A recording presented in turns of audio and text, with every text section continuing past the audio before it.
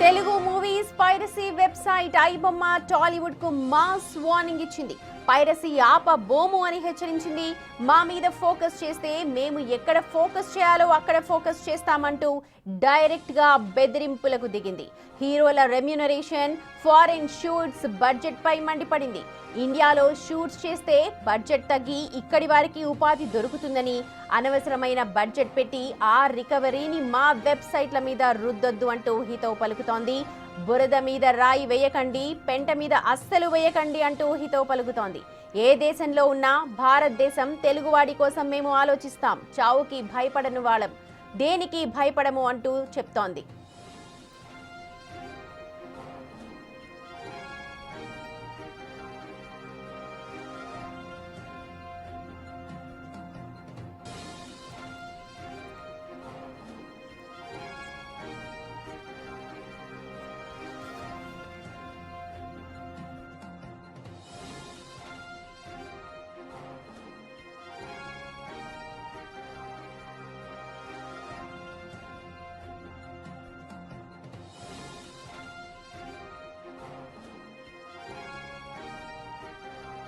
IBomma mass warning ఇస్తోంది టాలీవుడ్ ఇండస్ట్రీకి. ఐబొమ్మ మీద మీరు ఫోకస్ చేస్తే మేము ఎక్కడ ఫోకస్ చేయాలో అక్కడ చేస్తామంటోంది. డిస్ట్రిబ్యూటర్స్ కి ప్రింట్ అమ్మిక తర్వాత మీరు ఏం పట్టనట్టు కెమెరా ప్రింట్స్ తీసిన వాళ్ళ మీద కాకుండా మీ ఓటీటీ రెవెన్యూ కోసం ఆలోచిస్తూ మా మీద ఫోకస్ పెట్టారు అని చెప్పి కూడా గట్టిగానే వార్నింగ్ ఇస్తోంది. హీరోలకు అంత రెమ్యూనరేషన్ అవసరమా? అది మీ కొడుకైనా ఎవరైనా సరే. ఇక సినిమా ఇండస్ట్రీలో చాలా మంది ఉన్నారు, వాళ్ళు ఏమైపోతారు అని కబుర్లు చెప్పకండి. వాళ్లకు మీరు ఇచ్చే అమౌంట్ ఏ కూలి పని చేసినా వస్తాయి, కానీ మీ హీరోయిన్ కి వస్తాయా అని చెప్పి క్వశ్చన్ చేస్తున్నారు. అలాగే దాదాపుగా ఒక 10 టాపిక్స్ అంటూ కూడా రాసుకొచ్చారు వాళ్ళు. సినిమా బడ్జెట్ లో ఎక్కువ శాతం రెమ్యూనరేషన్స్, అలాగే విదేశాల్లో షూటింగ్లకు మీ ఫారెన్ ట్రిప్స్ కి ఖర్చు పెడుతున్నారు. ప్రొడక్షన్ బాయ్స్ నుంచి లైట్ బాయ్స్ వరకు ఎవరికి కూడా సరైన వేతనాలు అందట్లేదు అంటున్నారు. అలాగే మా వెబ్సైట్ మీద ఫోకస్ చేయడం ఆపేసేయండి, లేదంటే మేము మీ మీద ఫోకస్ చేయాల్సి వస్తుంది.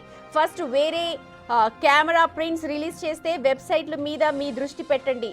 ఐబొమ్మ అన్నది సిగరెట్ నుంచి ఈ సిగరెట్ కు యూజర్స్ ని మళ్లించే ప్రక్రియ. మీ యాక్షన్ కి ఇది నా రియాక్షన్ ఉంటుంది ప్రతి ఒక్కదానికి కూడా. ఈ మిడిల్ లో వేరే ఏ హీరో కూడా టార్గెట్ అవ్వడం ఇష్టం లేదు. మేము స్వతహాగా వెబ్సైట్స్ నుంచి వీటన్నింటిని తొలగిస్తూ ఉన్నాం. ఇప్పుడు ఇమీడియట్ గా డిలీట్ చేస్తే మీకు భయపడి లేదా మీరు తీయించినట్టుగా ఉంటుంది. అందుకే మేము ఈ పోస్ట్ చేసిన కొన్ని గంటల తర్వాత పర్టికులర్ మూవీకి సంబంధించి దాన్ని తీసేస్తాము అని అంటున్నారు. ఇక ఐబొమ్మ వాళ్ళు ఇండియాలో తీసేసిన తర్వాత వాళ్ళు రిక్వెస్ట్ చేసి టెక్నాలజీ షేర్ చేయాలని కోరాము, దానికి వాళ్ళు కూడా ఒప్పుకున్నారంటున్నారు. ఇప్పుడు వాళ్ళు కూడా షేర్ చేస్తారంటున్నారు. సో ఐబొమ్మ చాలా గట్టిగానే టాలీవుడ్ ఇండస్ట్రీకి వార్నింగ్ ఇస్తుంది అని చెప్పాలి. ప్రస్తుతం ఇది చర్చనీయాంశంగా మారుతోంది. హీరోలకు హీరోయిన్లకు ఇచ్చే రెమ్యూనరేషన్ ని తగ్గించుకోండి, ఫారెన్ ట్రిప్స్ ని తగ్గించుకోండి.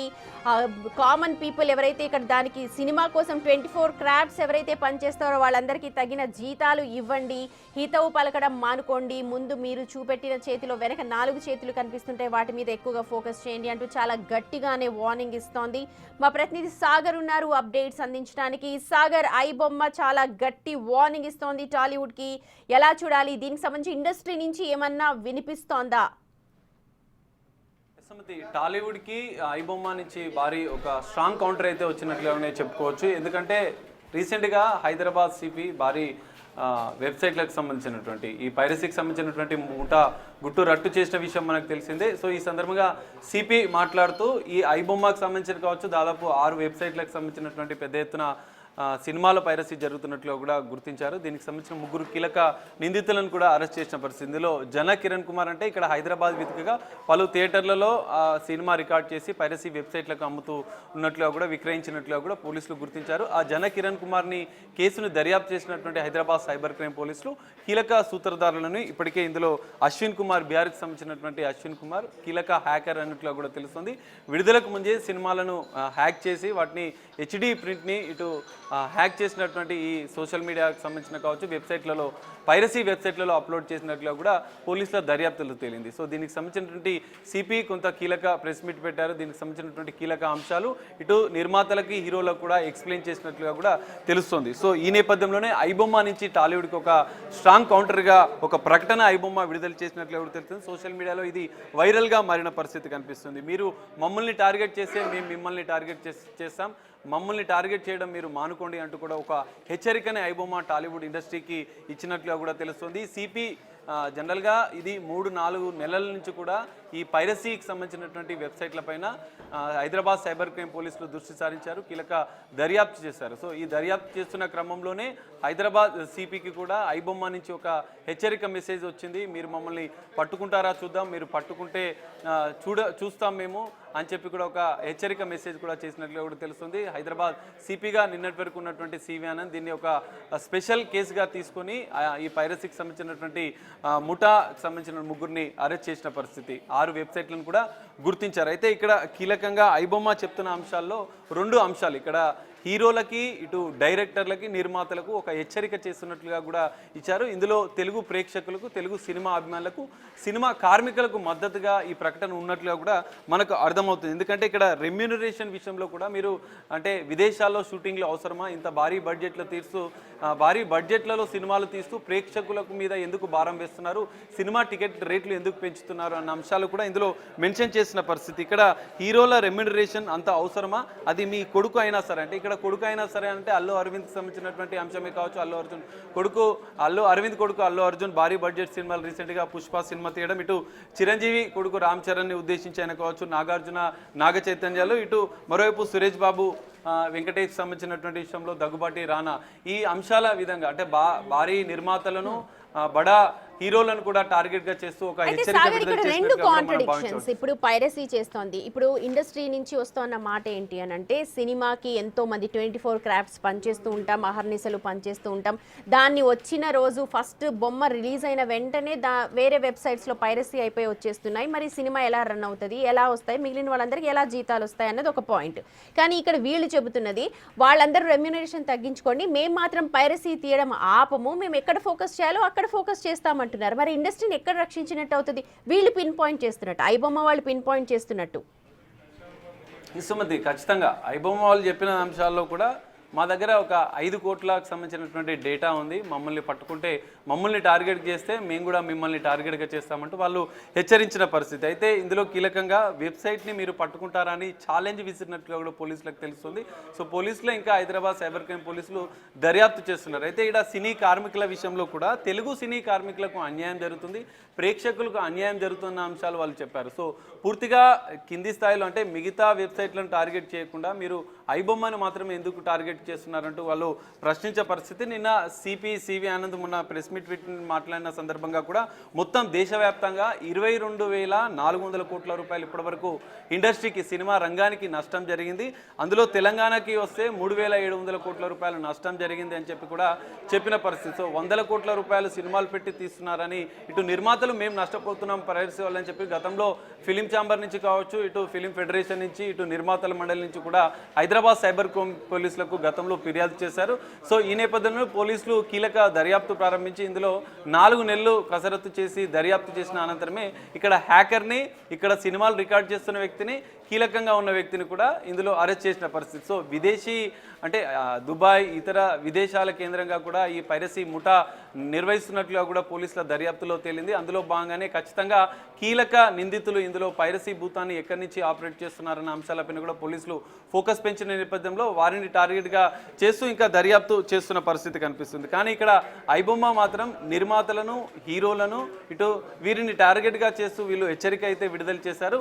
ఇక్కడ కీలకంగా లాస్ట్లో వాళ్ళు మెన్షన్ చేశారు, మేము ఏ దేశంలో ఉన్నా కూడా భారతదేశం, అందులో తెలుగు వారి కోసం మేము ఆలోచిస్తామని చెప్పి కూడా వాళ్ళు చెప్పిన పరిస్థితి. అంటే తెలుగు ప్రేక్షకులకు ఇక్కడ అన్యాయం జరుగుతుంది, మీరు విదేశాల్లో ఎందుకు షూటింగ్లు నిర్వహిస్తున్నారు, ఇక్కడ హైదరాబాద్లో కావచ్చు, ఇటు మన దేశంలో షూటింగ్లు నిర్వహిస్తే ఇక్కడ ఉన్నటువంటి సినీ కార్మికులకు కూడా న్యాయం జరుగుతుందన్న అంశాలు వాళ్ళు చెప్పారు.